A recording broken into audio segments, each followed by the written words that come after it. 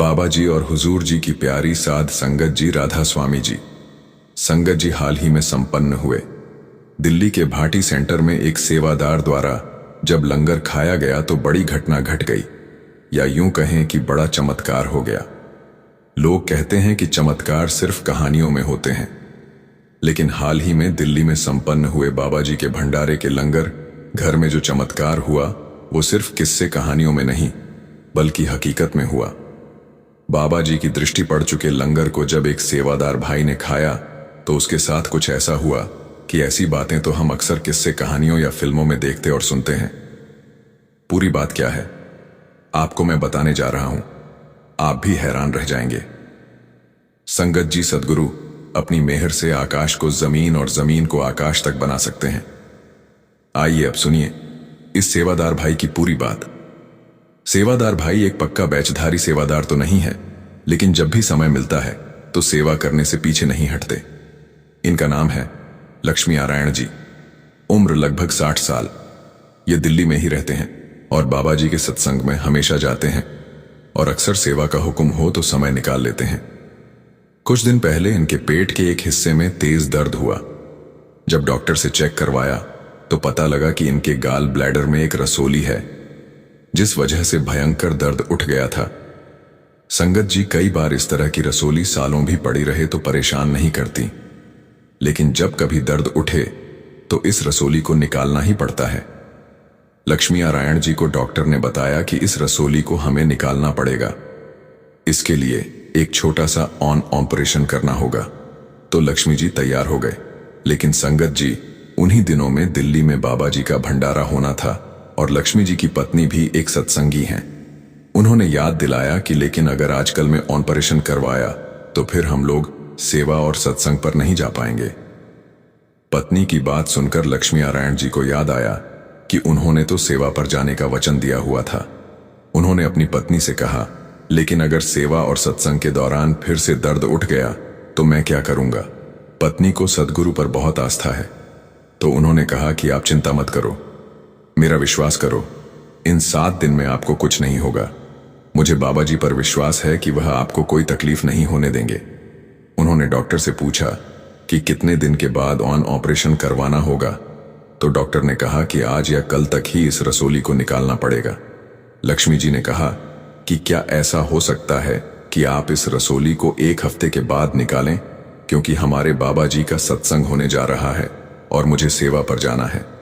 तो डॉक्टर ने लक्ष्मी जी की आस्था का सम्मान करते हुए कहा कि ठीक है, लेकिन तब तक मैं आपको कुछ दवाई दे देता हूं। अगर दोबारा दर्द हुआ तो आप यह दवाई खा लेना और 7 दिन के बाद आप यहां आ जाना। हम ऑपरेशन करके रसोली निकाल देंगे। संगत जी अब अगले 6-7 दिन के लिए लक्ष्मी जी दिल्ली के भाटी में सेवा करने पहुंच गए। अब क्योंकि यह कोई पक्के बैचधारी सेवादार नहीं थे, इसलिए इनके ऊपर सेवा करने की कोई बड़ी जिम्मेदारी नहीं थी, लेकिन जैसा भी इन्हें कहा गया यह उस सेवा में लग गए। 4 दिन की सेवा और फिर 3 दिन के भंडारे पर इन्होंने बाबा जी के दर्शन किए और बड़े प्रेम से लंगर खाया। डेरे का लंगर लक्ष्मी जी को किसी अमृत समान लगता था, इसीलिए चाहे कुछ भी हो जाए, सेवा के दौरान लक्ष्मी जी हर रोज लंगर जरूर करते थे और बड़ी श्रद्धा से लंगर प्रसादे को ग्रहण करते थे।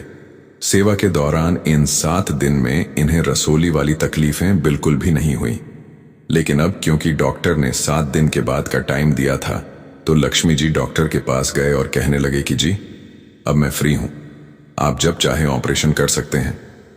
डॉक्टर ने कहा कि ठीक है, हम एक बार एक्सरे कर लेते हैं और आज ही रसोली को निकाल देते हैं। संगत जी जैसे ही डॉक्टर ने एक्सरे किए वहां कोई रसोली नहीं थी।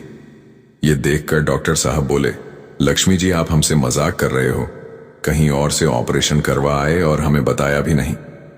यह सुनकर लक्ष्मी जी अपनी पत्नी की तरफ देखने लगे और दोनों ने डॉक्टर से कहा, जी हम कुछ समझे नहीं। तो डॉक्टर ने कहा, जी एक्सरे में रसोली गायब है, इसका मतलब साफ है कि आपने ऑपरेशन कहीं और करवाया है। लक्ष्मी जी ने हैरानी के साथ कहा कि डॉक्टर साहब मैं तो पिछले 7 दिन से दिल्ली के भाटी में बने राधा स्वामी सेंटर में था। वहां कोई ऐसा अस्पताल तो है नहीं जो मेरा ऑपरेशन कर दे और मुझे पता भी ना चले। और अगर कहीं और से मैंने रसोली निकलवाई होती तो मैं आपके पास लौट कर क्यों आता। डॉक्टर साहब ने उसी टाइम पिछले एक्सरे और अब वाले एक्सरे को स्क्रीन पर लगाया और लक्ष्मी जी को दिखाया और कहा कि यह दोनों आपके पेट के एक्सरे हैं। एक 7 दिन पहले जिसमें रसोली साफ साफ दिख रही है और एक आज का जिसमें रसोली गायब है। अपने आप तो रसोली गायब नहीं हो सकती। संगत जी लक्ष्मी नारायण जी की पत्नी अब सब समझ चुकी थी। वह वहां कुछ नहीं बोली और लक्ष्मी जी के साथ घर लौट आई और लक्ष्मी जी को बताया कि इन 7 दिन की सेवा ने आपका यह वाला कर्म खत्म करवा दिया। पता नहीं इस ऑन ऑपरेशन के बाद आपको कितने दिन और तकलीफ में रहना पड़ता, लेकिन बाबा जी की मेहर तो देखो। डेरे के लंगर की रोटी ने ही दवाई का काम कर दिया और रसोली अंदर ही अंदर घुलकर गायब हो गई।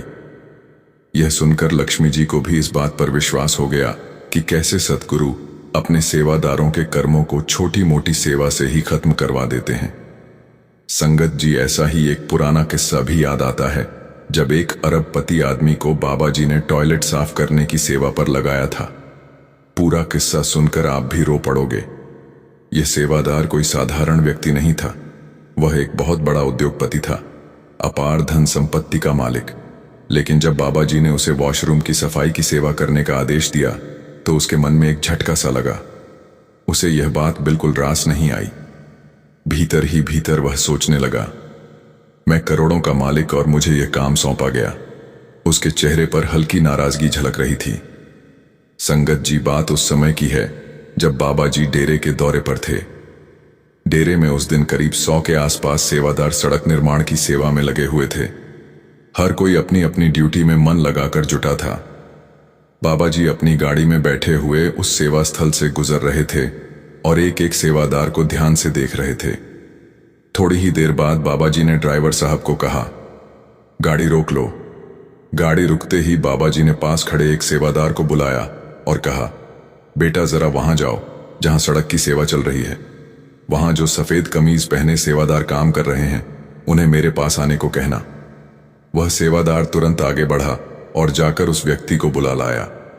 वही सफेद कमीज पहने सेवादार, जो असल में वही अमीर उद्योगपति था। जब वह बाबा जी के सामने पहुंचा, बाबा जी ने बड़े शांत स्वर में कहा, बेटा अब आप सड़क की सेवा छोड़ दो, आप वॉशरूम की सफाई की सेवा संभाल लो। बस इतना कहकर बाबा जी आगे बढ़ गए। वह सेवादार वहीं खड़ा रह गया, हैरान, उलझन में और थोड़ा आहत भी। वह सोचने लगा, वहां तो 100 से ज्यादा लोग सेवा कर रहे थे, फिर बाबा जी ने सिर्फ मुझे ही क्यों चुना? आखिर मुझसे ही ऐसा काम क्यों करवाया जा रहा है? उसने जाकर अपने साथी सेवादारों से कहा, मैं करोड़ों का मालिक हूं और बाबा जी ने मुझे बाथरूम साफ करने की सेवा दी है, क्या अब मैं यहां यह काम करूं? साथी सेवादार मुस्कुराए और बड़ी विनम्रता से बोले, भाई मालिक के घर में कोई अमीर या गरीब नहीं होता, यहां सब बराबर है। अगर बाबा जी ने तुम्हें यह सेवा दी है तो जरूर इसके पीछे कोई गहरा अर्थ होगा। उनकी हर बात में भलाई छिपी होती है। तुम बस विनम्रता से वही करो जो उन्होंने कहा है। उनकी बात तो उसने सुन ली, लेकिन मन अब भी भारी था। गुस्से और टूटे हुए दिल से उसने वॉशरूम की तरफ कदम बढ़ाए। अनमने मन से उसने सफाई शुरू की, झाड़ू लगाई, फर्श धोया, सब कुछ साफ किया। एक एक मिनट उसे घंटों जैसा लग रहा था। आखिर 1 घंटे बाद वह चुपचाप वहां से निकला, किसी से कुछ बोले बिना अपनी गाड़ी में बैठा और सीधे घर चला गया। पूरा रास्ता वह यही सोचता रहा, बाबा जी ने मुझसे ऐसा क्यों करवाया? क्या मैंने कोई गलती की थी? रात हुई तो उसने भजन सिमरन किया, मन को थोड़ा शांत किया और फिर नींद में चला गया। अगली सुबह कुछ बदला हुआ था। वह बिना किसी को बताए फिर डेरे पहुंचा। इस बार उसने किसी से कोई बातचीत नहीं की, सीधे वॉशरूम गया और सफाई में लग गया। सुबह से शाम तक लगातार सेवा करता रहा। शाम को जब साथी सेवादारों ने देखा कि वह वही अरबपति भाई है जो कल इस सेवा से नाराज था, तो वे हैरान रह गए। उन्होंने पूछा, भाई कल तो तुम यह काम करने को तैयार नहीं थे और आज सुबह से लगातार यही सेवा कर रहे हो? उसकी आंखें नम थीं। उसने हल्की मुस्कान के साथ जवाब दिया, हाँ भाई, कल तक मैं समझ नहीं पाया था कि बाबा जी ने मुझे यह सेवा क्यों दी, लेकिन रात को भजन सिमरन के बाद जो सपना आया उसने मेरी सोच ही बदल दी। सपने में मैंने देखा कि मेरा अगला जन्म हो चुका है। मैं अब कोई अमीर आदमी नहीं था, बल्कि बहुत गरीब, बूढ़ा और असहाय इंसान था। मेरी उम्र करीब 80 साल थी और मैं एक बड़े अरबपति के घर में नौकर की तरह बाथरूम साफ कर रहा था। मेरे हाथ कांप रहे थे, शरीर जवाब दे चुका था, लेकिन फिर भी उस सेठ के आदमी मुझे डांट रहे थे और जबरदस्ती पूरे घर के बाथरूम साफ करवाए जा रहे थे। मैं थक कर बैठ जाता तो वह चिल्लाने लगते, चल उठ, अभी बाकी सफाई रह गई है। और मैं आंसू बहाते हुए झाड़ू उठाता जाता। फिर अचानक उसी सपने में एक पल के भीतर सब कुछ बदल गया, जैसे किसी ने दूसरी तस्वीर सामने रख दी हो। अब मैंने खुद को अपने इसी जन्म में देखा, वही मैं, वही रूप, लेकिन इस बार डेरे में था। सत्संग घर के वॉशरूम में सफाई कर रहा था। मेरे पास ही कागजों का एक बड़ा ढेर पड़ा था जो आग में जल रहा था। तभी मैंने देखा बाबा जी मेरे सामने खड़े हैं। उनके हाथ में भी कई कागज हैं। वो मुस्कुरा रहे हैं और एक एक करके उन कागजों को उस आग में डालते जा रहे हैं। मुझे समझ आ गया कि वह कागज मेरे पिछले जन्मों के कर्मों के थे, जो एक एक कर जल रहे थे। उसी क्षण मेरी नींद खुल गई। मैं पसीने से भीगा हुआ था, दिल तेज धड़क रहा था, अंदर से डर और श्रद्धा दोनों ही महसूस हो रहे थे। मैंने उसी समय समझ लिया, बाबा जी ने जो सेवा दी थी वह कोई साधारण बात नहीं थी। वो मेरे अगले जन्म का दुख, मेरे कर्मों का बोझ इसी जन्म में मुझसे उतार रहे थे। मैंने कंबल ओढ़कर करवट बदली, पर नींद फिर नहीं आई। आधी रात से सुबह होने का इंतजार करता रहा, बस यही सोचता हुआ कि कब सूरज निकले और कब मैं फिर डेरे जाकर वॉशरूम की सेवा कर सकूं। यह कहते कहते उस अरबपति सेवादार की आंखें भर आईं। उसकी आवाज कांप रही थी, लेकिन चेहरे पर एक अलग ही शांति थी, जैसे उसने सचमुच अपने कर्मों की आग को बुझते देखा हो। संगत जी कहते हैं, सेवा के बदले बाबा जी हमें जो दे रहे हैं, अगर हम वह जान गए तो हम कभी अपने घर वापस ही नहीं लौटेंगे। संगत जी जरा ध्यान से सुनिए। अब जो बात मैं बताने जा रहा हूं वह इस बात का जीता जागता प्रमाण है कि जब किसी आत्मा को सद्गुरु अपने पास बुलाते हैं और वह रूह किसी कारणवश डेरे तक नहीं पहुंच पाती, तो फिर स्वयं बाबा जी उसके घर तक पहुंच जाते हैं उसे प्रेम से बुलाने। यह घटना एक ऐसे परिवार की है जो एक छोटे से गांव में रहता था। उस परिवार का स्वभाव कुछ अलग था। उन्हें गुरुओं या महापुरुषों पर बिल्कुल भरोसा नहीं था। उनका मानना था कि आज के जमाने में सब गुरु बस दिखावा करते हैं, कोई सच्चा नहीं होता। लेकिन उसी परिवार में एक युवक था, पढ़ा लिखा, समझदार और धर्म आध्यात्म में रुचि रखने वाला। उसे परमार्थ की बातें अच्छी लगती थीं, सत्संग भी पसंद थे, लेकिन उसने कभी उस मार्ग पर कदम नहीं रखा। उसका जीवन पूरी तरह दुनियावी कामों और जिम्मेदारियों में उलझा हुआ था। एक दिन की बात है, हमेशा की तरह वह अपने खेतों की ओर गया। खेतों में पहुंचते ही उसकी नजर एक बुजुर्ग सरदार जी पर पड़ी, जो जमीन के किनारे पेड़ की छांव में शांत भाव से बैठे थे, जैसे किसी का इंतजार कर रहे हों। वो युवक हैरान हो गया। उसने सोचा, यह कौन है? मैंने तो इन्हें अपने खेतों में पहले कभी नहीं देखा। वह उनके पास गया और विनम्रता से बोला, बाबा जी आप यहां बैठे हैं, आपको तो मैंने पहले कभी नहीं देखा। आप कौन हैं और मेरे खेतों में क्या कर रहे हैं? आप कहां से आए हैं? बुजुर्ग मुस्कुराते हुए बोले, बेटा मैं तो तेरी ही राह देख रहा था, आज जरा देर कर दी तूने आने में। वो युवक थोड़ा हैरान होकर बोला, मेरी राह देख रहे थे, लेकिन आप हैं कौन और मुझसे क्या काम है? मैं तो आपको जानता तक नहीं। बुजुर्ग ने बड़े स्नेह से कहा, आ बेटा पास बैठ, तुझसे एक जरूरी बात करनी है। वो युवक अनमने मन से पास जाकर बैठ गया। फिर बुजुर्ग ने शांत स्वर में कहा, मैं तुझे कई बरसों से देख रहा हूं, तू दिन रात मेहनत करता है, खेतों में, परिवार में, दुनियावी कामों में सब कुछ करता है, बस मालिक की ओर देखने का वक्त नहीं निकालता। कभी किसी सच्चे संत की संगत में जा, नाम दान लेकर भजन सिमरन कर, जिसने तुझे सब कुछ दिया उसका शुक्र तो अदा कर। युवक हल्का सा मुस्कुराया और बोला, बाबा जी मेरे पास तो सब कुछ है, अच्छे खेत, बढ़िया फसल, पैसा, परिवार, किसी चीज की कमी नहीं। और हां, मैं मन ही मन उस मालिक का धन्यवाद भी करता हूं। तो फिर आप क्यों कह रहे हैं कि मुझे कुछ और करना चाहिए? बुजुर्ग का चेहरा अब गंभीर हो गया। वे बोले, बेटा यह सब जो आज तेरा है, यह खेत, यह धन दौलत, यह रिश्ते सब यहीं रह जाएंगे। जब मौत तुझे बुलाएगी तब इनमें से कोई तेरे साथ नहीं जाएगा। सोचा है आगे तेरे सफर में कौन तेरे साथ चलेगा, कौन तेरा सहारा बनेगा? युवक ने हल्की सी हंसी के साथ कहा, बाबा जी, आपकी बातें मेरी समझ से बाहर हैं। मुझे अभी बहुत काम है, आप कृपया यहां से उठिए। बुजुर्ग शांत स्वर में बोले, बेटा जिद मत कर, अभी वक्त है, जाग जा। किसी पूर्ण सद्गुरु से मिल, नाम दान ले और भजन सिमरन शुरू कर। जिसने तुझे सब कुछ दिया उसका शुक्र तो अदा कर। युवक हल्का सा मुस्कुराया और बोला, बाबा जी, मेरे पास तो सब कुछ है, अच्छे खेत, बढ़िया फसल, पैसा, परिवार, किसी चीज की कमी नहीं। और हां, मैं मन ही मन उस मालिक का धन्यवाद भी करता हूं। तो फिर आप क्यों कह रहे हैं कि मुझे कुछ और करना चाहिए? बुजुर्ग का चेहरा अब गंभीर हो गया। वे बोले, बेटा, यह सब जो आज तेरा है, ये खेत, ये धन दौलत, ये रिश्ते, सब यहीं रह जाएंगे। जब मौत तुझे बुलाएगी तब इनमें से कोई तेरे साथ नहीं जाएगा। सोचा है आगे तेरे सफर में कौन तेरे साथ चलेगा, कौन तेरा सहारा बनेगा?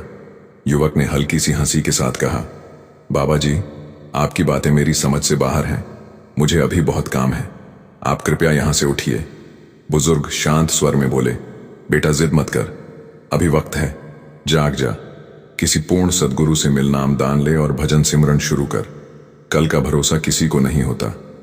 भाई ने आखिर में थोड़े अधीर स्वर में कहा, ठीक है बाबा जी, मैं कर लूंगा। आप जाइए, अब मुझे मेरा काम करने दीजिए।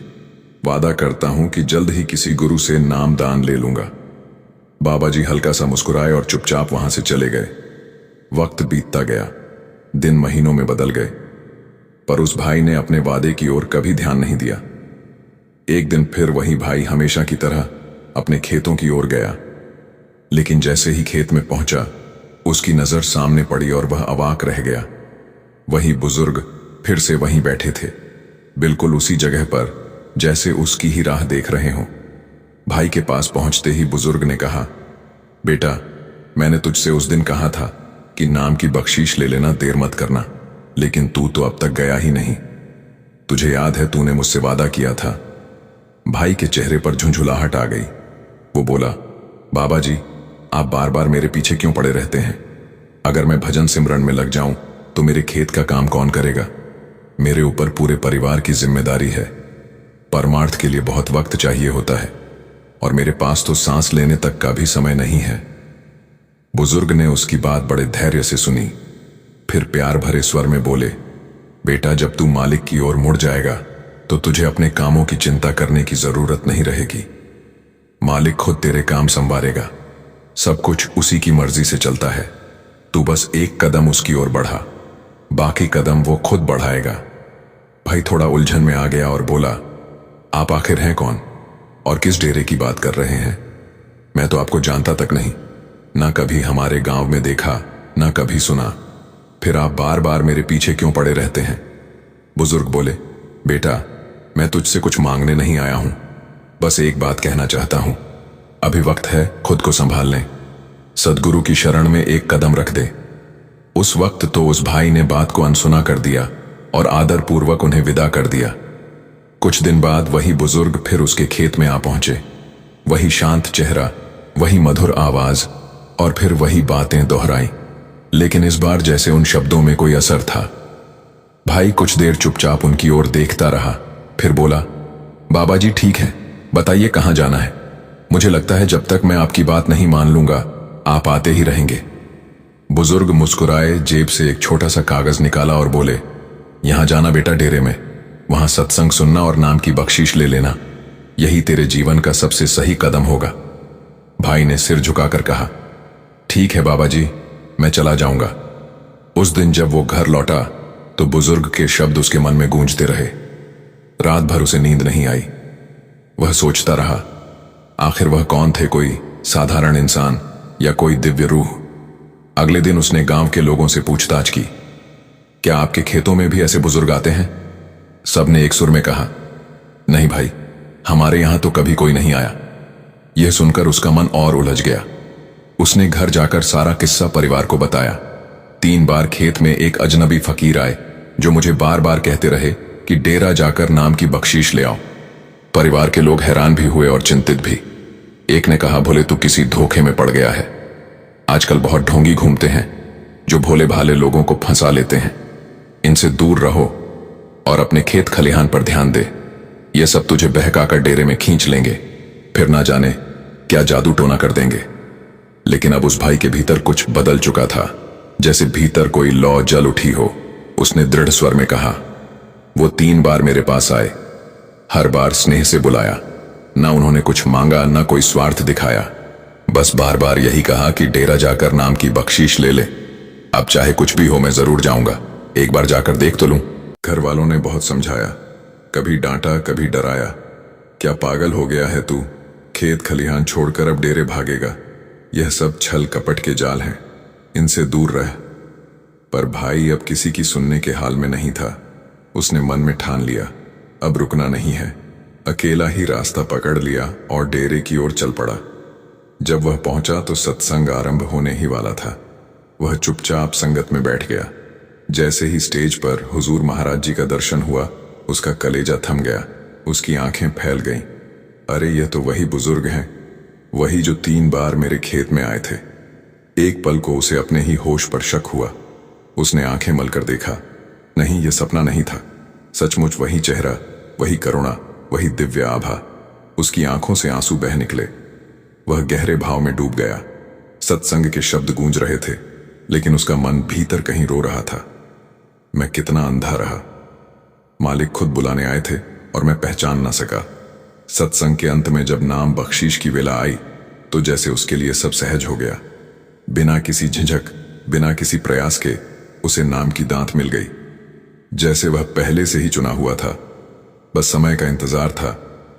जब वह घर लौटा तो परिवार वाले उसकी आंखों में झांकते रह गए। उसके चेहरे पर अब एक अनकही शांति थी, वैसी जो किसी साधारण इंसान के पास नहीं होती। लगता था जैसे भीतर का सारा तूफान अब ठहर चुका हो और उसके स्थान पर गहरा सुकून उतर आया हो। परिवार वालों ने ताना मारा, तू कितने दिन घर से बाहर रहा?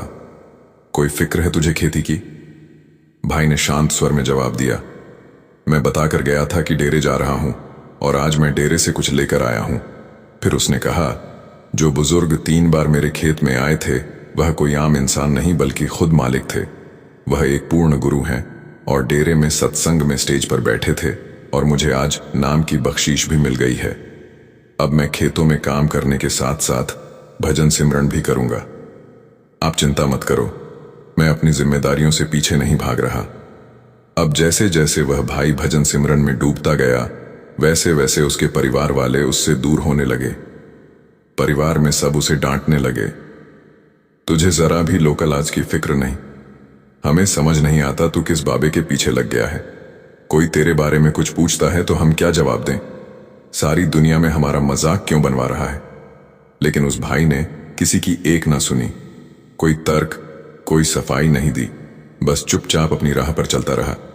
उसका अब हर दिन एक ही ढंग से गुजरने लगा। हर रात जब घड़ी 2:30 बजाती तो वह शांत मन से उठ जाता, बिना किसी आलस के स्नान करता और ठीक 3 बजे भजन सिमरन में बैठ जाता। घंटों तक आंखें मूंदकर मालिक के नाम में डूबा रहता। जब सुबह के 5-6 बजते तो उठकर एक प्याली चाय पीता और खेतों की राह पकड़ लेता। वहां जाकर थोड़ा बहुत काम देख लेता, फिर किसी पेड़ की छांव तले बैठ जाता और ध्यान में खो जाता।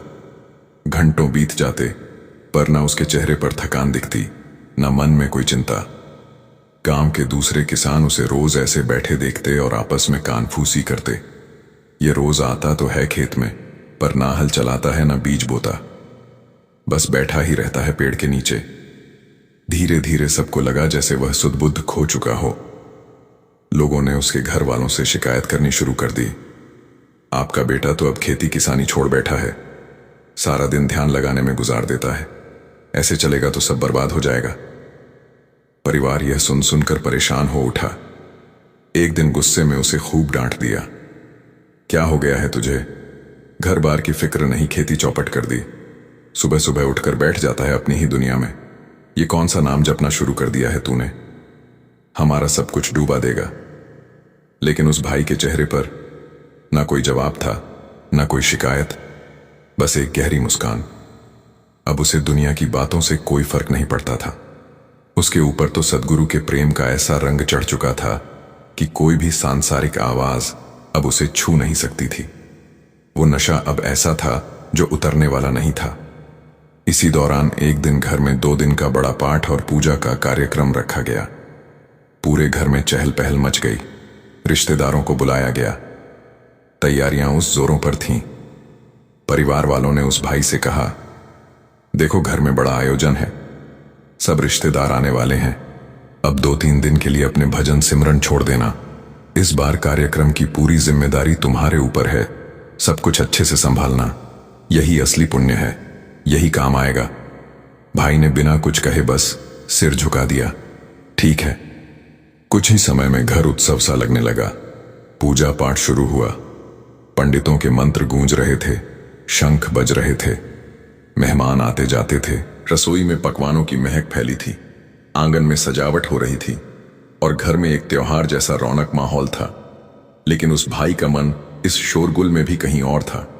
चारों तरफ दिखावे और दौड़ भाग के बीच उसके भीतर सिर्फ एक ही धुन बज रही थी, मालिक का नाम।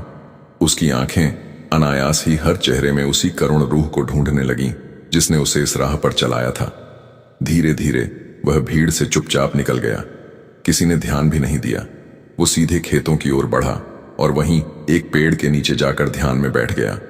एक बार बैठा तो फिर उठ ही नहीं पाया, जैसे समय थम गया हो।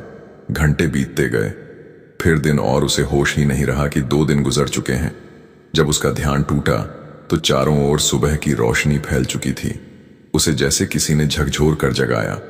अचानक याद आया, अरे घर पर तो पूजा का कार्यक्रम था, सारी जिम्मेदारी मेरी थी। उसका दिल धक से रह गया। डरते डरते वह घर की ओर भागा। मन में यही ख्याल था, अब तो सब मुझ पर बरस पड़ेंगे। लेकिन जैसे ही वह घर पहुंचा, उसने देखा सब हंसते मुस्कुराते उसका स्वागत कर रहे हैं। किसी के चेहरे पर गुस्सा नहीं था, उल्टा सब तारीफ कर रहे थे।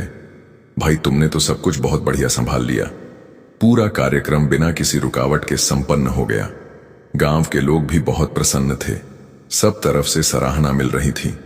यह देखकर वह भाई भीतर तक चकित रह गया, क्योंकि सच तो यह था कि वह पिछले 2 दिन से घर लौटा ही नहीं था। धीरे धीरे उसने हिम्मत जुटाई और डरते हुए मां से पूछा, मां सब ठीक से निपट गया ना? मां मुस्कुराकर बोली, अरे बेटा, तू ऐसा पूछ रहा है जैसे तुझे कुछ पता ही नहीं। तेरे कारण ही तो सब इतने अच्छे से हुआ। हमें तुझ पर गर्व है। तूने अपनी जिम्मेदारी पूरी लगन से निभाई। भाई यह सुनकर हैरान रह गया। बोला, मां, मैंने तो कुछ किया ही नहीं, फिर आप ऐसा क्यों कह रही हैं? मां ने सहज भाव से कहा, क्यों बेटा, तू ही तो सब कुछ कर रहा था। तूने ही सब मेहमानों का स्वागत किया, रसोई का इंतजाम देखा, हलवाई से खाना बनवाया, पंडितों की सेवा की और पाठ पूरा होने तक हर काम का ध्यान रखा। सब तेरी तारीफ कर रहे थे। अब तो भाई के होश उड़ गए। घर के बाकी लोग भी वही बातें दोहराने लगे। वह कुछ समझ ही नहीं पा रहा था। थोड़ी देर बाद उसने मां से कहा, मां, मैं थोड़ा आराम करना चाहता हूं, ऊपर कमरे में जा रहा हूं। कमरे में पहुंचकर उसने दरवाजा बंद किया, आसन लगाया और भजन सिमरन में बैठ गया। भीतर बस एक ही प्रश्न गूंज रहा था, मैं 2 दिन से घर पर नहीं था, तो फिर यह सब कैसे हुआ?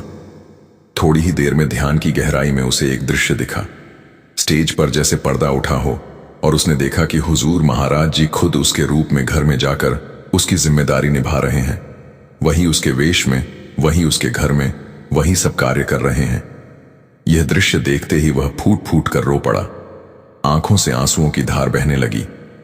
उसने भाव विभोर होकर पूछा, हुजूर जी, आपने ऐसा क्यों किया? हुजूर मुस्कुराए और बोले, बेटा, जब तू मेरी दी हुई जिम्मेदारी को निभाने में इतना विश्वास रखता है, तो क्या मैं तेरी छोटी सी जिम्मेदारी नहीं निभा सकता? यह सुनकर भाई की रूह तक कांप उठी। उसे उस पल का अर्थ समझ आ गया। जब हम सद्गुरु के आदेश में रहकर भजन, सिमरन और सेवा करते हैं, तब वे हमारे जीवन के हर कार्य को अपने हाथों से संवार देते हैं। बाबा जी अक्सर कहते हैं, तुम मेरा काम करो, मैं तुम्हारा परमार्थ और स्वार्थ दोनों संवार दूंगा। लेकिन आज के समय में ऐसे निस्वार्थ प्रेमी कहां मिलते हैं?